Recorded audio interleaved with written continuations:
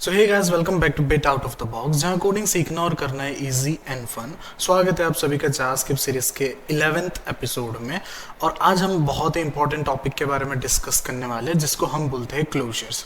अब इससे पहले हमने ऑलरेडी फंक्शंस, डिक्लेरेशन किस तरीके से रिटर्न कीवर्ड यूज करता है, ये सब हमने डिस्कस कर लिया है। अगर आपने वो वीडियो चेकआउट नहीं किया तो ऊपर आई बटन पे भी आपको दिख जाएगा, या फिर आपको नीचे डिस्क्रिप्शन में भी उस वीडियो का लिंक मिल जाएगा। तो पहले आप वो वाला फंक्शन का टॉपिक एक बार क्लियर कर दीजिए, उसके बाद आप क्लोजर्स की तरफ मूव कर सकते हैं।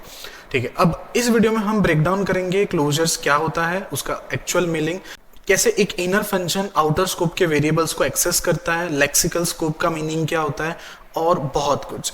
और हाँ, एंड तक वीडियो देखोगे तो क्लोजर आपका दोस्त बन जाएगा, ये मैं गारंटी के साथ दे सकता हूँ। मैंने जितना हो सकता है उतना इजी तरीके से समझाने की कोशिश किया ताकि आप लोगों को कंफ्यूजन ही ना हो। और अगर आप लोगों को कोई भी डाउट होता है तो नीचे आप कमेंट कर सकते हो, आपको विद इन 24 आवर्स उसका रिस्पॉन्स मिल जाएगा। तो चलिए बिना किसी डिले के शुरू करते हैं आज का दिमाग घुमा देने वाला टॉपिक, जावास्क्रिप्ट क्लोजर्स, एकदम bit out of the box style में।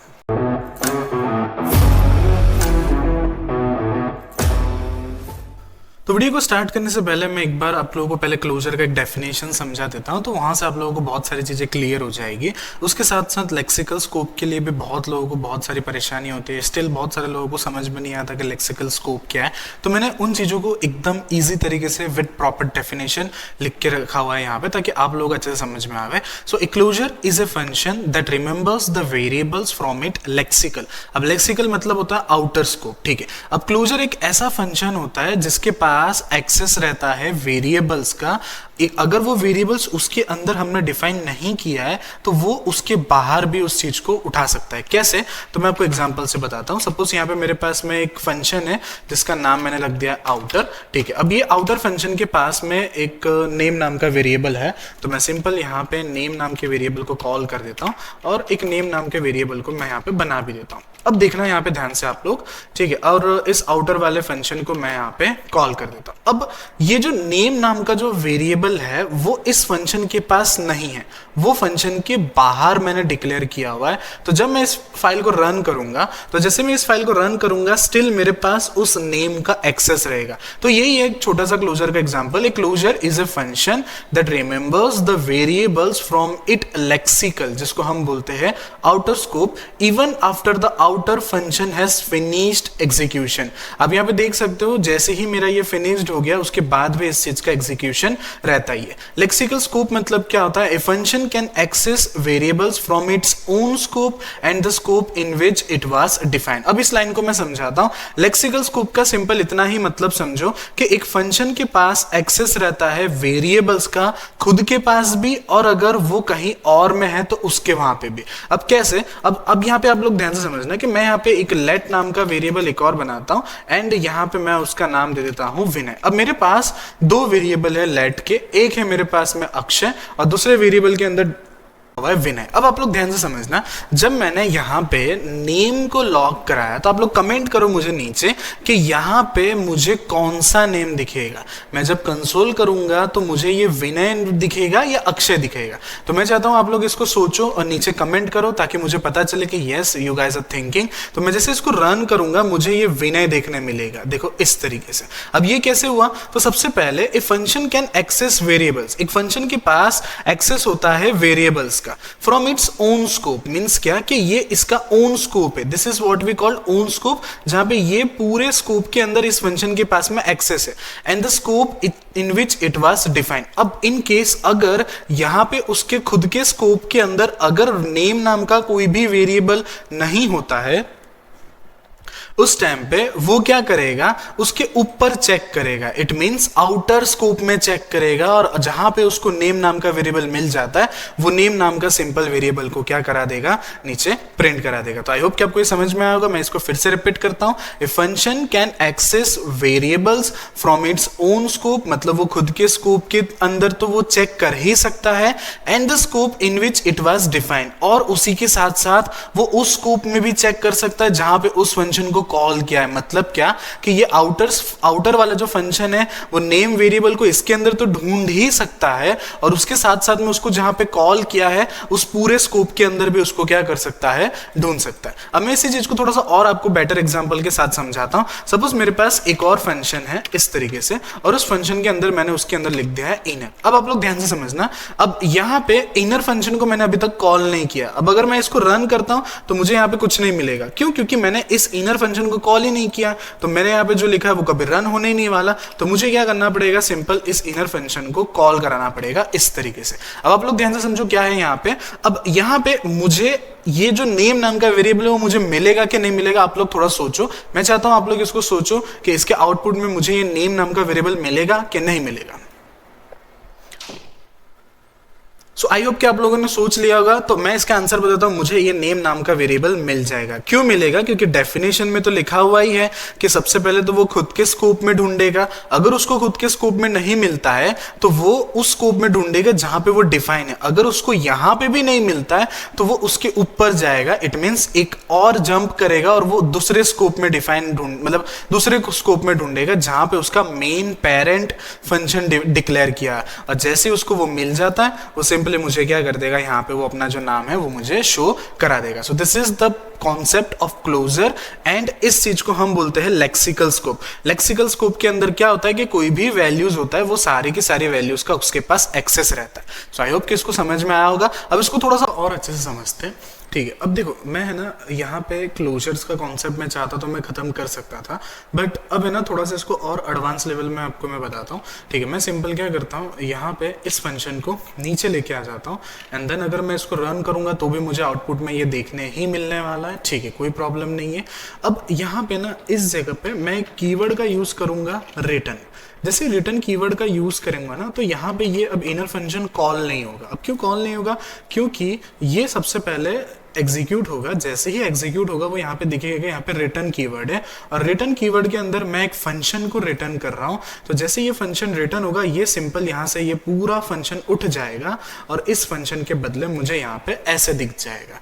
अब इस चीज को मैं क्या कर सकता हूँ, कोई एक वेरिएबल के अंदर स्टोर कर सकता हूँ इस तरीके से, ऐसे। तो मैं एक सिंपल एक वेरिएबल के अंदर स्टोर कर दूंगा। अब ये जो है मेरे लिए एक नॉर्मल वेरिएबल नहीं रहा, ये मेरे लिए हो गया है वेरिएबल फंक्शन, ठीक है। मैं ये थोड़ी थोड़ी चीजें और है मेरे पास में जो मैं आप लोगों को इसके नेक्स्ट वाले वीडियोस में एक्सप्लेन करने ही वाला हूँ। उस वीडियो में आपको ये और मैं थोड़ा डिटेल में समझाने वाला हूँ ये किस तरीके से वर्क होता है, किस तरीके से नहीं होता है। सो जुड़े रहिए, इसी के साथ मैं उसको भी एक्सप्लेन करने ही वाला हूँ, ठीक है। अब इसको मैं वापस पहले जैसा कर देता हूँ। अब मुझे यहाँ पे पता चल गया कि रिटर्न कीवर्ड एक्चुअली करता कैसे है। तो ये पूरा फंक्शन मेरे पास यहाँ पे एक वेरिएबल के अंदर आ जाएगा इस तरीके से, और इस वेरिएबल को मैं ये पूरा एक फंक्शन है तो मैं इस फंक्शन को कॉल कर सकता हूं।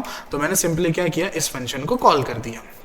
अब जैसे मैं इसको रन करूंगा तो वही सेम आउटपुट है, मुझे वो नेम देखने मिल रहा है। अगर इसके बदले मैं कुछ और लिख के रन करता हूं तो मुझे फिर भी वो नेम यहाँ पे मुझे वो देखने मिलेगा। सो आई होप कि ये आपको समझ में आया होगा। लेकिन अब आपको एक कुछ चीज जानने की जरूरत है कि ये एक्चुअली वर्क कैसे कर रहा है, ठीक है। अब कैसे वर्क कर रहा है मैं आपको प्रॉपर समझाता हूँ, तो वहां पे आप लोगों को थोड़ा और आइडिया आएगा। अब ध्यान से समझो, जो जावास्क्रिप्ट है ना वो बेसिकली दो फेज पे डिवाइड है। एक होता है मेमोरी एलोकेशन, दूसरा होता है एग्जीक्यूशन। ये दो फेज में जावास्क्रिप्ट डिवाइड है। अब मेमोरी एलोकेशन एंड एग्जीक्यूशन किस तरीके से होता है मैं आपको एक्सप्लेन करता हूँ। ऐसा एक पूरा ऐसा चार्ट है जिसके अंदर हमारे पास दो टेबल है।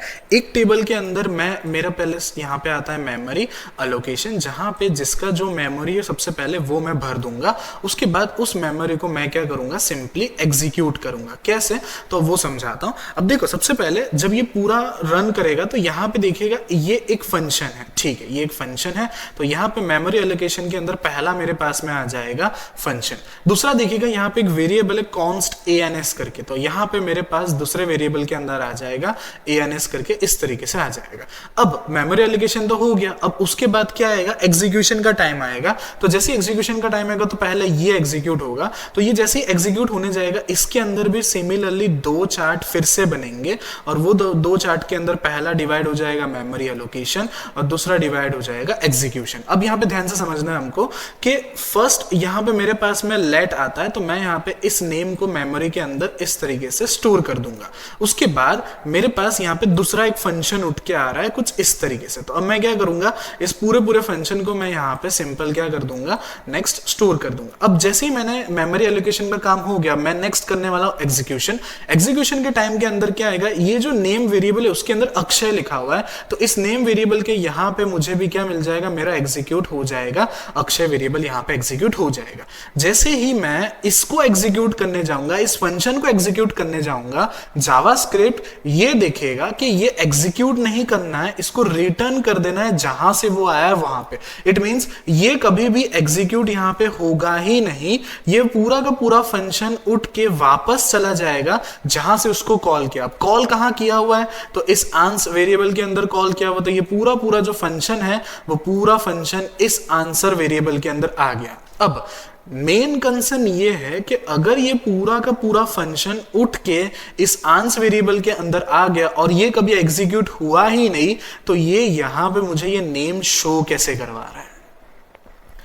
सो आई होप कि आपको समझ में आ रहा होगा मैं क्या बोलने की कोशिश कर रहा हूं। अगर ये फंक्शन एग्जीक्यूट होने से पहले ही अगर वो रिटर्न हो जा रहा है, इट मींस अगर वो वापस चले जा रहा है जिधर पे वो कॉल हुआ है, तो फिर ये मुझे यहां पे कंसोल के अंदर ये मुझे एग्जीक्यूट हुआ कैसे दिख रहा है। तो कैसे दिख रहा है, तो आपको पता चलेगा यहीं पे सेम कॉन्सेप्ट अभी हमने कवर किया जिसको हम बोलते हैं लेक्सिकल स्कोप। इट मींस क्या कि जब भी वो रिटर्न होता है तो उसके आजू बाजू में जो पड़े हुए वेरिएबल्स है वो सारे वेरिएबल्स को लेकर रिटर्न होता है। इट मींस क्या कि यहां पे ये पूरा नेम एंड ये पूरा का पूरा फंक्शंस ये दोनों के दोनों रिटर्न हो जाएंगे। क्यों? क्योंकि जब भी वो रिटर्न होगा तो अपने पूरे लेक्सिकल स्कोप, इट मींस अपने पूरे एरिया को लेके वो रिटर्न हो जाएगा। इसलिए मुझे यहाँ पे आंसर में इट मींस मुझे कंसोल के अंदर नीचे मुझे विनय देखने को मिल रहा होगा। सो आई होप कि आपको ये समझ में आया होगा। मैंने बहुत डीप में इसको समझाया, क्लोजर्स का पूरा टॉपिक